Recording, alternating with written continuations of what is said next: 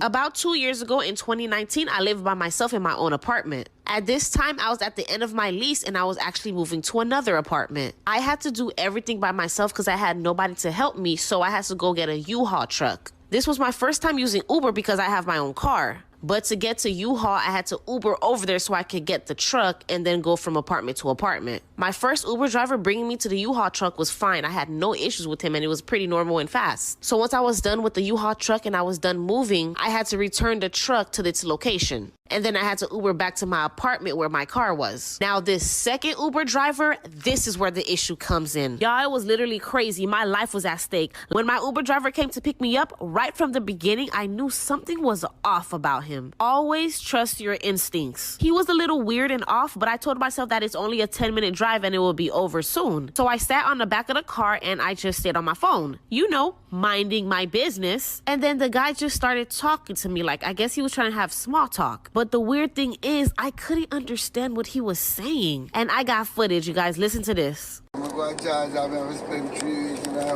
Yeah, I didn't know what he was saying, but I just thought he wanted to do small talk. So I just was like, oh, yeah, yeah, oh, ooh, ah. But then all of a sudden, he went off the path of my route. I was like, excuse me, you took the wrong turn. Then he turned back and looked at me and said, I think we're going exactly where we need to be. I still didn't get it and I looked confused and I was just like, just drop me off at this gas station here. And child, he locked the door. At that moment, my heart sank and I knew exactly what was going on. I was being kidnapped on my birthday. He locked all the doors and put child lock so I wouldn't be able to unlock and leave either. I was under pressure, but I knew I had to think fast and get out of this situation. Y'all, he was driving fast, but thank God he wasn't on a highway, so there was red lights. And I live in Miami, so traffic hour is real. I knew that once he stopped at a red light, that would be my only chance to get the hell out this car. So here we go. We stopped at the red light and I took his head and bashed it into his steering wheel. He didn't see it coming, so I did it pretty easy. As I was bashing his head, I knew that his door was the only way I was able to get out because of the child lock. As I bashed his head, I unlocked the door and I literally slinged my whole body to the front of the car and I was literally on top of him. Unlocked the door, opened it, and I just jumped out. He held on to one of my legs, so I ended up falling on the floor on the street. But at this point, everyone was looking and someone was coming to my rescue, so he just closed his door and locked it. And as soon as the light turned green, he bolted. I was bruised all over, like my arm, but mostly my knees. I went inside the gas station and I waited for my friend to come pick me up. Y'all, all this on my birthday ruined my whole day. But I say that to say this: be careful.